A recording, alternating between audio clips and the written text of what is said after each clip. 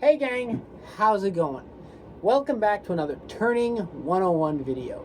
So, I posted a few, I think there's 4 up now, and seems that people are enjoying them. Some are more enjoyed than others, but you know what? Whether they get 1,000 views, whether they get 2 views, whether they get 1,000,000 views, I'm still going to be making them. So, let's go for the next subject. So, the subject today is going to be rough turning wood.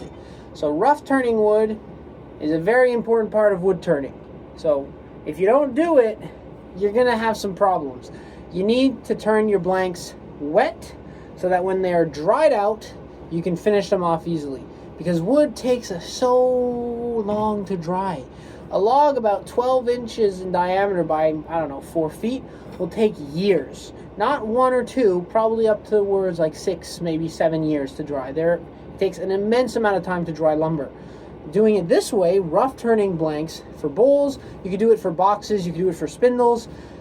I'm going to do a set of bowls today, but the principle is still the same. It will make that process go a lot faster. So today we have some blanks of maple, and we're going to be rough turning them into bowls. So I'll get you into the camera mount, and we'll start explaining all that. So we'll start off with the first blank.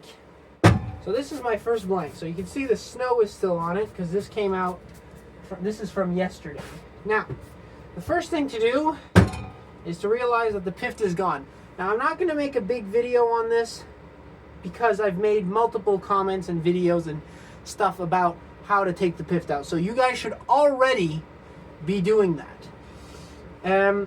But you want to get the pift out. So the pift would have been here. I cut with the chainsaw 2 straight, well, relatively straight lines. And now I have a beautiful 3 3/4 by about 13 odd inch blank. So what I'm going to do is I'm going to turn this into a bowl. Now there's multiple things you can do with this. You can make series of small bowls. You can make 2 big bowls. Because this is fairly rectangular, as you can see, it's not too recurved. It's fairly straight. This can be turned into a board and make a bunch of small stuff if you want it. That's not what I'm going to go into today. I'm going to be making one big giant bowl. So, trick to do that is to have these dividers.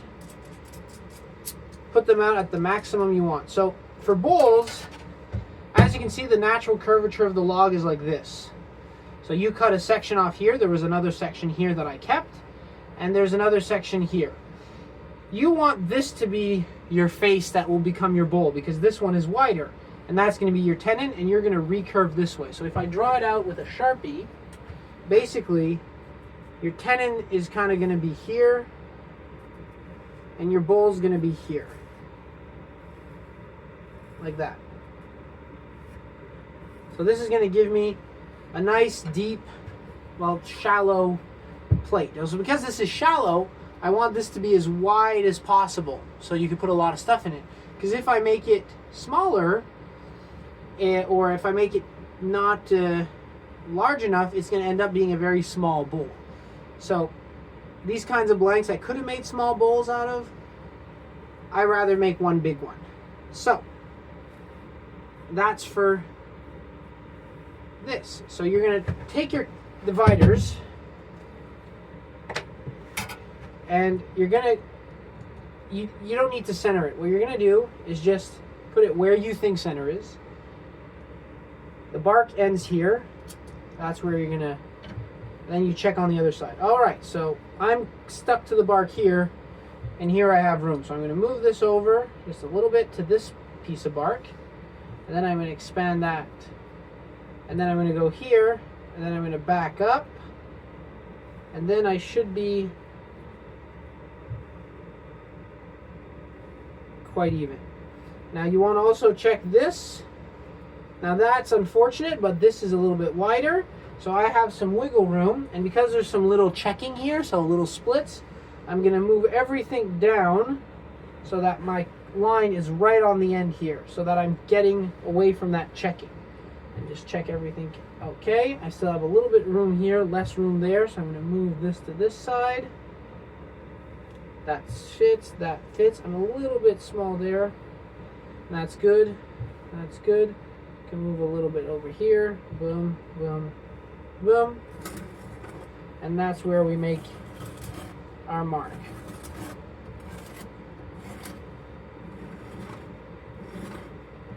There we go. That's our mark made. And our center is right here. It's important to mark your center. That's where you're going to mount it on your screw chuck. So that's our bowl. Now, I'm going to do the other ones, and then I'm going to cut this out on the bandsaw. So, put that there. To get the snow off.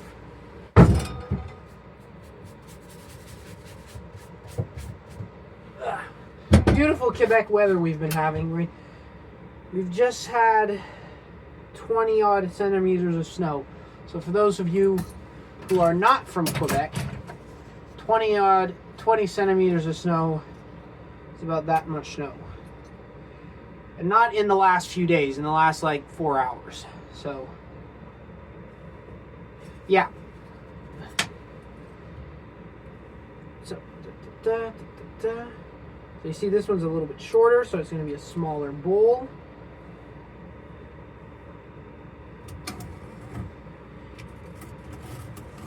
If you have a little bit of space here, it's fine. It actually will make it easier because you're going to cut a perfect cylinder. Turning perfect cylinders is always easier than turning half walls because they balance out really quick on the lathe, and you can get a perfect shape with them. So that's number 2. And last but not least, the big boy. So this one's quite thick. This is the thickest one. That's almost 5 1/4 by like 13 1/2. So nice, big, decent sized bowl. Now, I know what you're going to be saying, Matthew. Are you going to use your center saver to not waste all this wood? The answer to that is no, not because I don't want to and not because I don't think it's a good idea, just because I am too poor to have one. That is basically the gist of it. I haven't found the one I wanted. I had one, it didn't work out, to send it back, and I've been looking for the McNaughton ever since. Haven't found one, so that's where we're at. So it is part of my plans to get a coring system. I think they're a brilliant idea to not waste wood, and I think every turner should have one. But I am too broke to have one, so that's why I don't. Anyway, so now we have our circles. We're gonna cut them out on the bandsaw. All right, so here are the blanks cut out from the bandsaw. Now the thing is that this is wet. And not only that, because it's wet, it is heavy. So it smells nice. This is maple. As you can see, what I was talking about, perfectly cylindrical, is that you have a little bit of bark, but this is basically going to be the size of the final piece. It's not going to vary much than that. So I have one very shallow bowl and 2 deep ones. Now this one I'm going to have to fit with a faceplate because it is quite heavy, and because it is wet, it's even heavier. So I'd rather fit this with a faceplate right away than do anything. Another thing is you want to turn these right away. The sooner you turn them, the less tension there is in the wood, the less chances of them having little checks. So yeah, we're going to start with the biggest one because why not? Start with the hardest one first, and then everything else is going to be easy. So we'll get that onto a faceplate. So put that there for now. Now, for faceplates. So my faceplate is about 4 inches. So I have a 4-inch chuck. Find center. Kind of just mark a center. Oh, that's a lot bigger than 4 inches. Maybe it's a smaller faceplate. Oh, when I said smaller faceplate, I was definitely... Huh. So, just to give myself an idea... Oops, sorry. We want a relatively close fit so that we're not off-centered. So I don't use faceplates much. The only real time I use them is for stuff like this. Very big rough turning, because the rest of the time a screw chuck will probably do just fine. Alright, so that's where our faceplate goes. So, for the faceplate, I haven't made a video on faceplates just yet. Okay, my wood screws are in the other shed. Anyway, you want your screws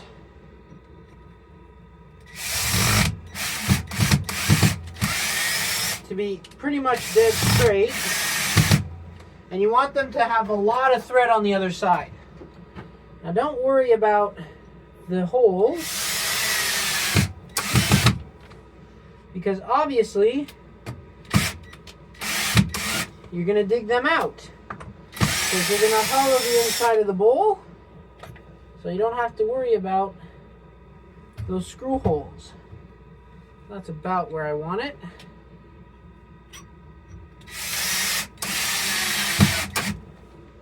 I always like to set in 2, and then I go around. I don't do the smaller ones in the center because there's no need to. And to be honest, a screw chuck would probably be able to hold this, but you know what? Better be safe than sorry. I have the faceplate here, might as well use it. But for the 2 other bowls, I'm definitely going with the screw chuck. So this is just to add some stability. It's not because a screw chuck won't hold it. Also, just a little word of caution. If you do use a screw chuck, make sure your screw is long enough. Because if you can put spacers to reduce the size of the screw, but for a bowl that size, I'd go the full 1 inch in. All right, so that goes onto the lathe.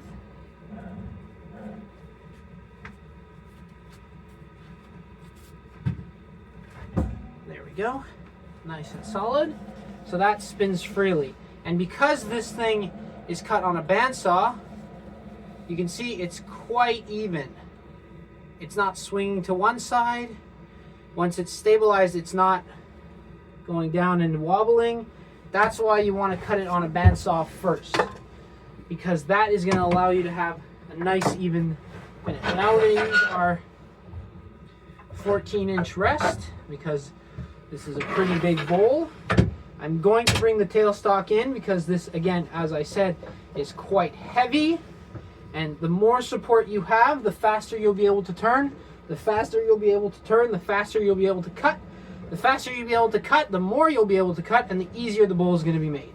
So always make sure everything clears. Get close enough to the bowl. Check if your bowl gouge is sharp, which it is. And then put your safety protection on and let her rip. Now what we're looking for in this roughed out bowl is a very simple bowl shape. I'm not making any details on it. I don't want to make any details on it. I just want to get a very simple bowl shape. So first things first, lower the speed.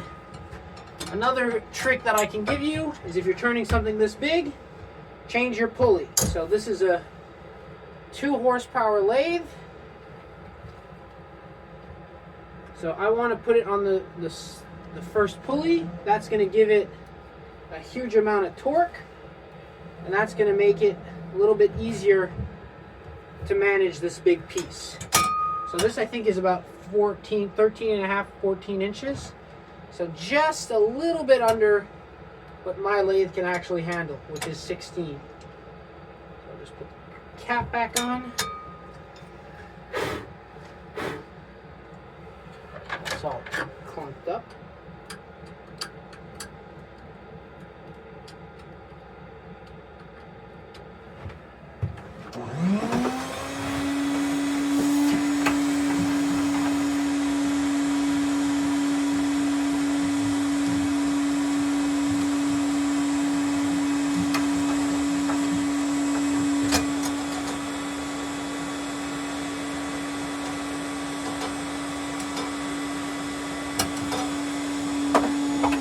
we go. All right. So turn it on. Slowly raise the speed.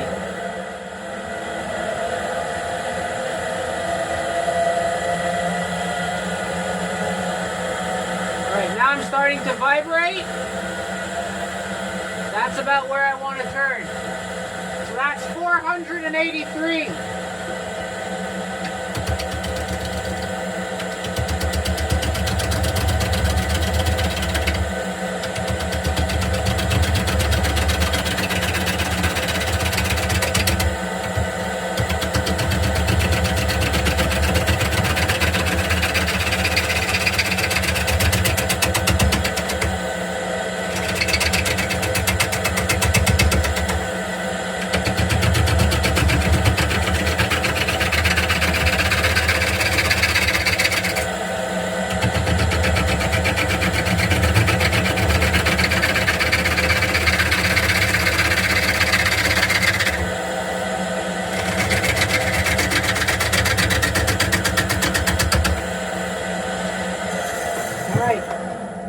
So as you can see, I'm starting to take the corners off. I'm standing outside of the line of fire. So if this decides to fly off the lathe, it's going to fly over my shoulder into the wall. I don't want to be standing directly in front of it, because if it does come off, this thing will kill you. And I'm not joking, this thing will kill you. If this comes off the lathe, it will literally kill you. Because it's screwed in, knock on wood, I don't think that's going to happen. But you want to make sure, so you stay outside of the line of fire. Now, gradually just take the weight off. As you're turning it, you can either raise the speeds, or you can bring your tool rest in closer to get more support.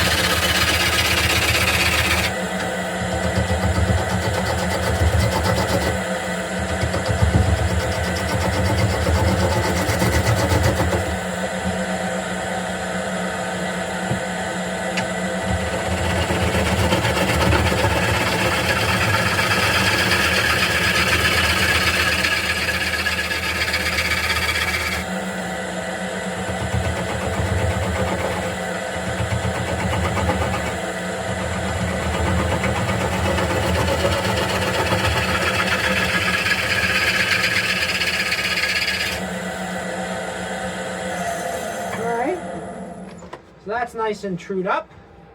So now I can move the rest and come and hit here. Make sure that clears. Doesn't clear. It clears now, and then I can start moving that up.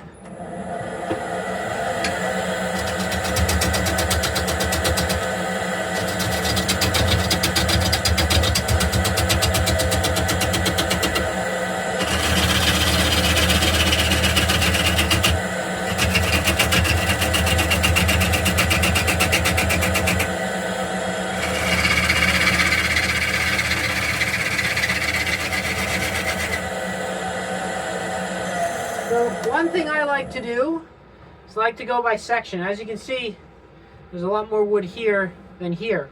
So I like to go by section. Also, your tool, you want it planked down. If it's a little bit wobbly, it will start going and it will bounce off. It will bounce right off the bowl. So I'm not worried about the tenon. I'm not worried about the bark. I just want this round. If I get it round, I'll be able to turn a little bit faster, and I'll be able to get a little bit more stuff. So that's what I'm going to be doing. So I'm going to fast forward through that, and then we'll go to making the tenon.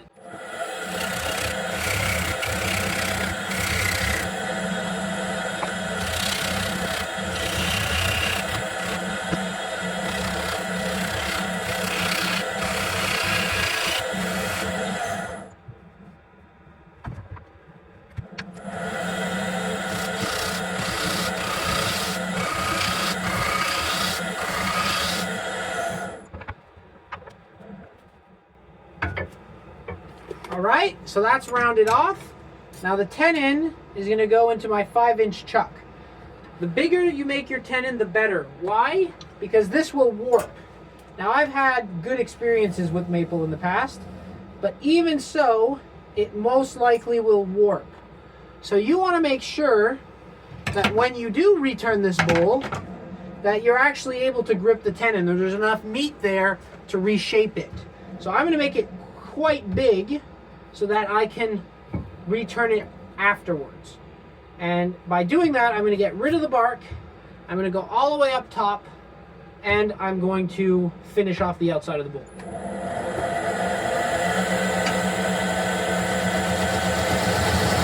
So as usual, stick the gouge in.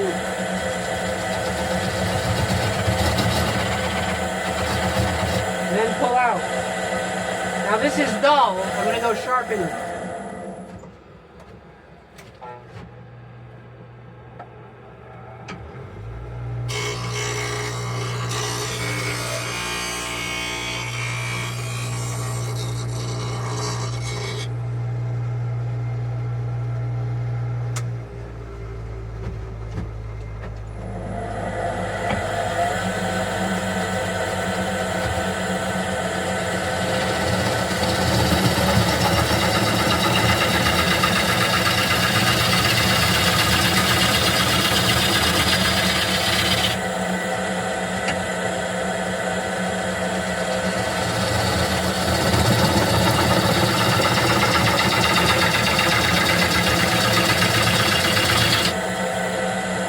Very nice big shaving.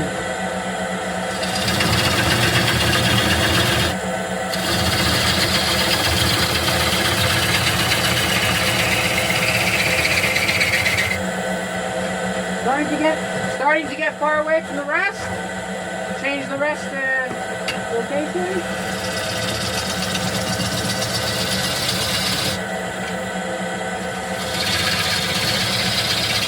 Actually raise the speed.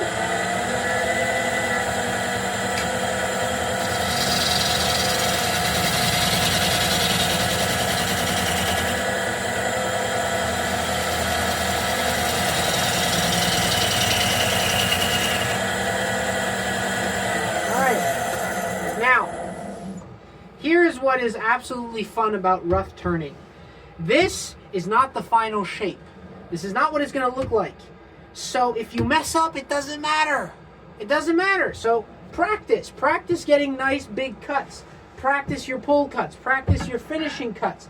Practice all your stuff, because it doesn't matter what the end result looks like, because this is not the final product.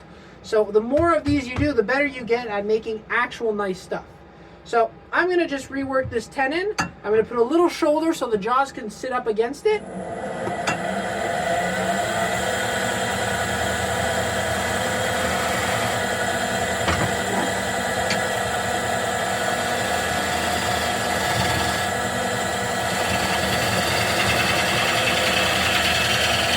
Let's practice the finishing cut.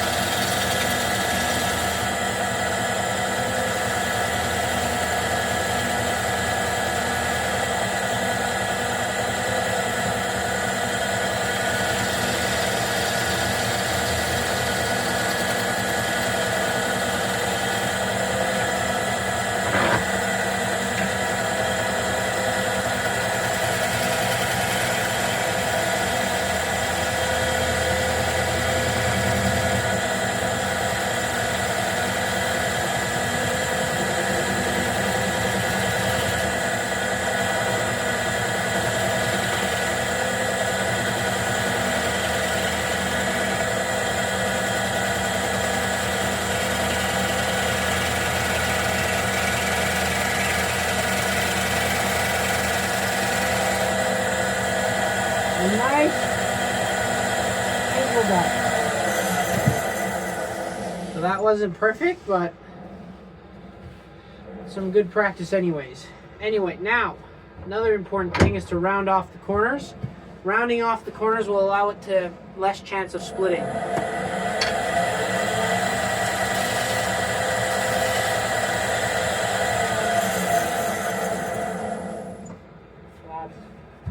Nice and good. Now I want to work the tenon just to get it flat so that when it sits in the chuck it doesn't wobble around.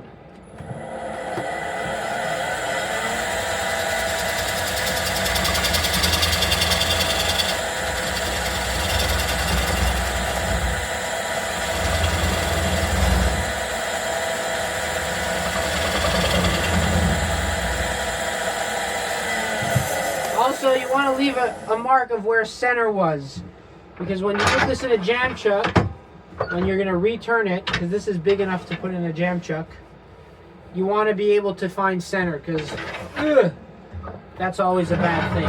Anyway, so still have some bark there, but I kind of like it this way, and I think it's going to give it some character. So I'm going to leave that like that. I'm just going to check if the chuck actually fits, because this is going a little bit beyond what the recommended dimensions of the chuck are. Alright, so the chuck doesn't fit. Can I make it fit? Yeah, if I push it further than that, yeah. If I push it any further, it's the jaws are going to start coming out. Alright, so I have to reduce the tenon size. Good thing to check that before you remove all the screws, because once the screws are removed, you are finished.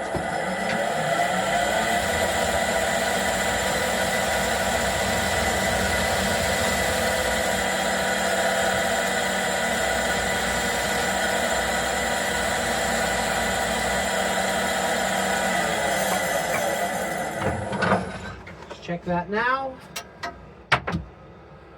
Oops. Yep, that's good. Jaws sit firmly against. That's my tenon. Now, I will be honest, I would like to have a bigger tenon than that, but that's the biggest chuck I have, and I'm not gonna go buy a new chuck for one size bowl. So, with that being said, let's get this off the lathe.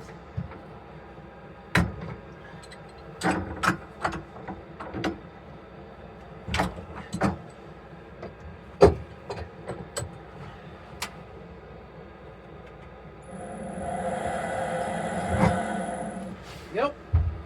So I can take the screws off. I'll do that a little bit later. And now I'm going to speed run through the next two blanks. So, as I said, this one is going onto a screw chuck. I'm going to use the full 1 inch of screw. And I'm going to use the tailstock because this is still heavy. And just to get it round, I would like to have the little bit of support. So, mark your center. There you go. Hold that. Lower the speed a little bit. There we go. That's nice and put on. Tighten that up.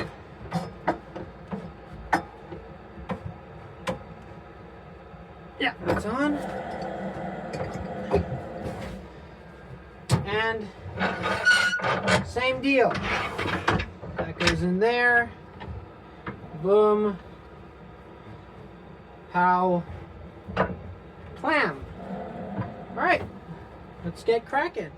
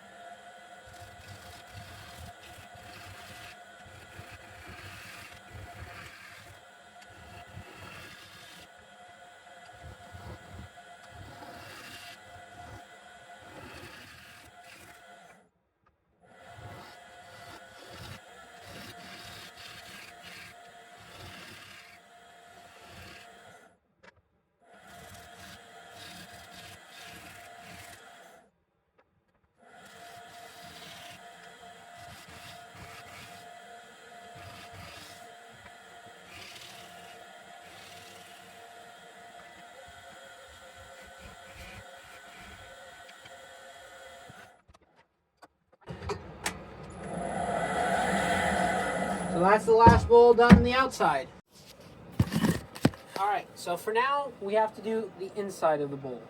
Now, the inside of the bowl, I'm just going to do this one for you guys, not the big one we started off with, because the principle is all the same. It's just one's going to be bigger than the other. That's all the difference. But the principle is the same. So, I'll show you how it's done. So, put the chuck on. It's already a pretty good starting position, if you ask me. I'll make sure that's in solid. Now, put that in there. Tighten it up. Want to make sure that the jaws are butting against the little shoulder that you created, or haven't created in my case, because I don't always put shoulders on my bowls. I know I should, but I don't, because and to tighten one of these chucks, this is like a Tommy bar chuck. I just put the bowl into my body and I just pull up, and then I do that. So that tightens the bowl fairly decently. Now, we have a split here and some tear out there, but everything else looks absolutely beautiful. And you can actually tell that this is the butt end of the log. And I'll show you guys why once this is over. Stay tuned. You have to watch to the end of the video if you want to know. If you don't want to know, well then don't stay to the end of the video. That's your own problem. So, we're going to hollow this out. Now, what do we want to hollow it? So we're going to get this straight. I always like to start off from a straight surface. Oh, that's the wrong way.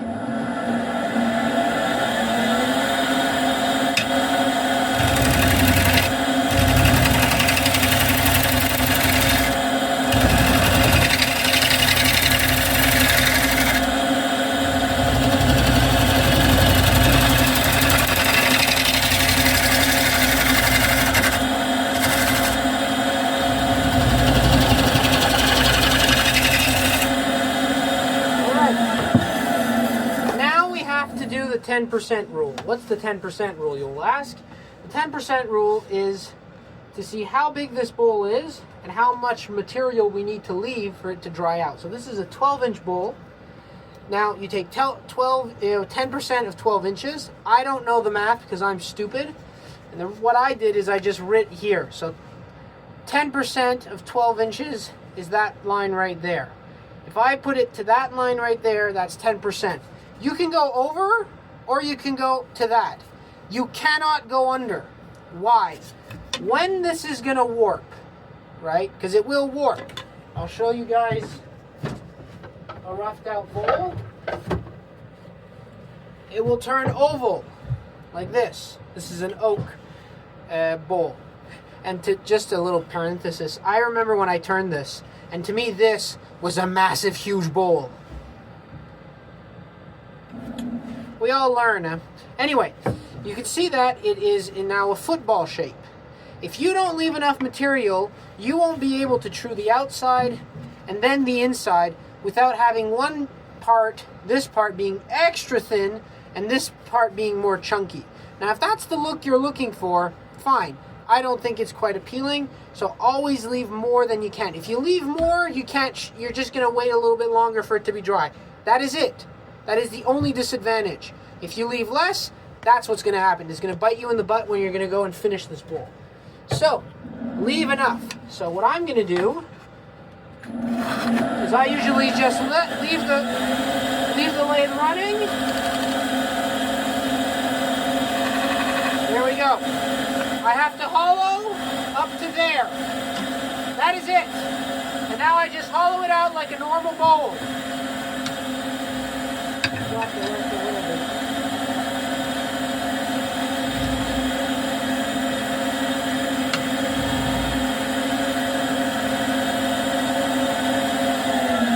Forget it, this is dull. I was wondering, why is this not cutting? It's because it's super dull, Matthew. That's why it's not cutting. Just look at that freehand grind. Look at that bevel. Freehand, man, no jig. You don't need it.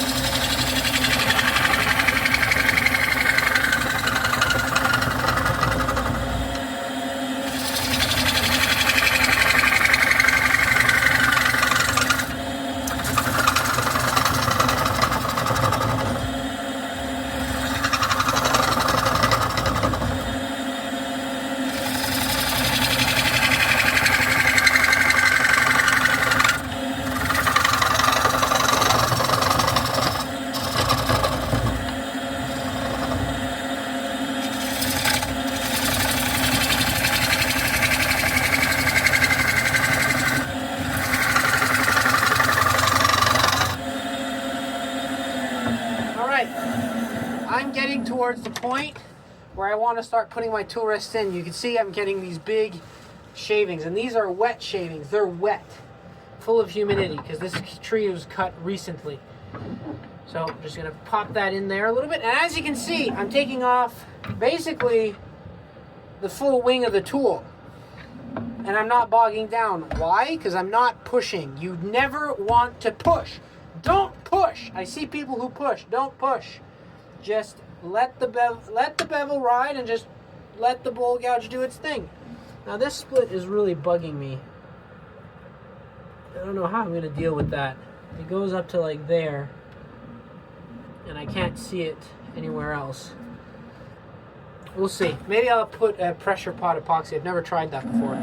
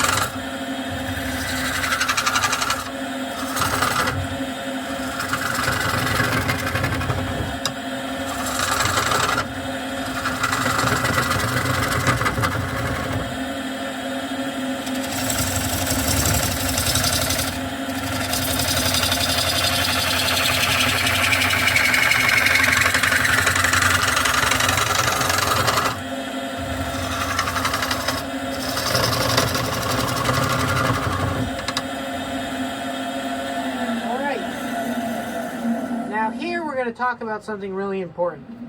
Wall thickness. The wall thickness of your bowl needs to be perfect. Why? If you don't have a consistent wall thickness, what is going to happen, so now you see I am thicker, I am thinner at the bottom than I am at the top, so I have to stop going deep. Yeah, so I don't want to take away here anymore. I just want to take away at the walls. Why? Because if you have an inconsistent wall thicknesses, a certain part of the bowl, the top or the bottom, the thinnest part will start drying before the top part or the bottom part. And that's going to make one part of the wood move, and the other part's not going to move. And then what's going to happen? Well, it's going to split. So if you have an even wall thickness, the whole thing's going to move as one. So yes, it will warp, but it will not split, because warping is easy to deal with. Splits, that's a whole nother issue. That's a pain in the butt to deal with.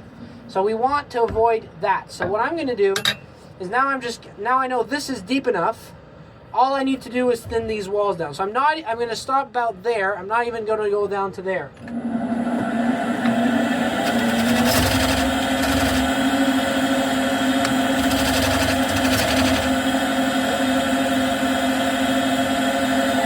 And that's not sharp again.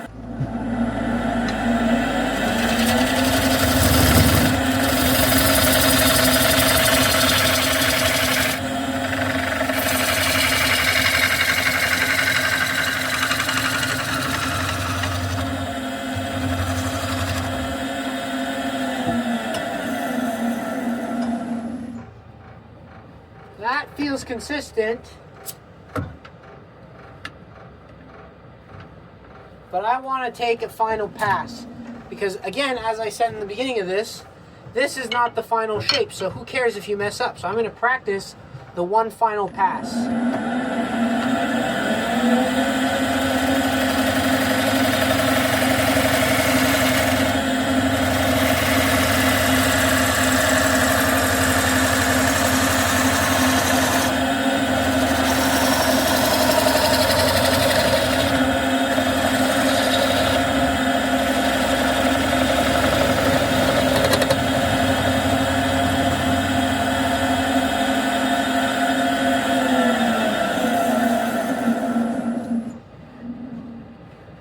Not perfect, but it's not horrible. Now that split, I don't see it here, so it's really just a little crack there. So if I lift that up, I can just squirt CA into that, and it will be fine.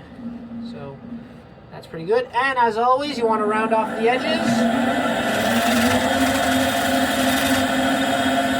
because edges solicit cracking. So that should be an even wall thickness the whole way through.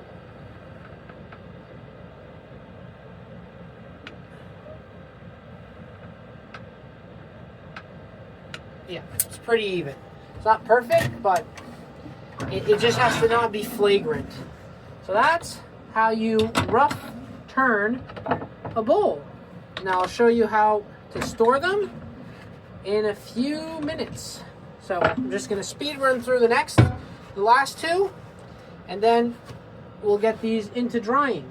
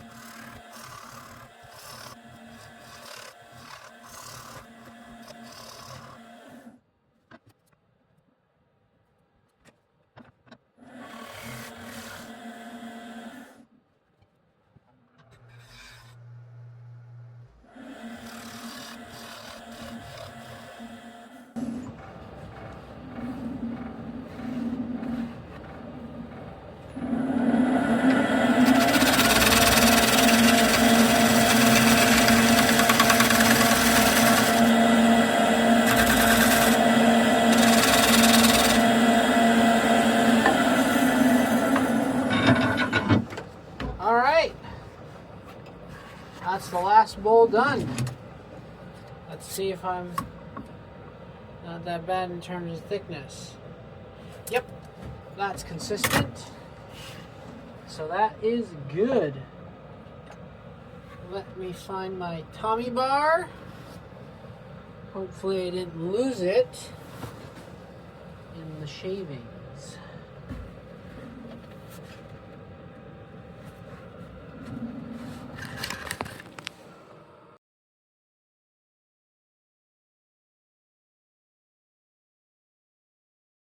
Alright, so I hope you guys enjoyed this video. I did say that I was going to explain why this bowl is at the butt end of the log, and I'll explain that. Which one is it? This one.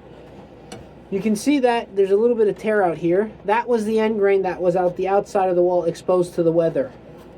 This is all clean. So that is the end grain that's inside the log, because I cut that piece into 3.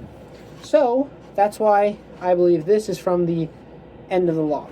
But I hope you guys enjoyed the video. Now these need to go into drying. I will make a separate video on how I dry these blanks. Oh, I'm missing one. There we go. So I think in total, because I did speed up a bunch of stuff, I think this took an hour. And so very good practice for bowls. Very good practice to practice the bowl gouge, the outside cut, the inside cut, making a tenon. Very good practice. And you don't have to worry about it, because if these aren't perfect, it's not the end of the world, because you're going to return these.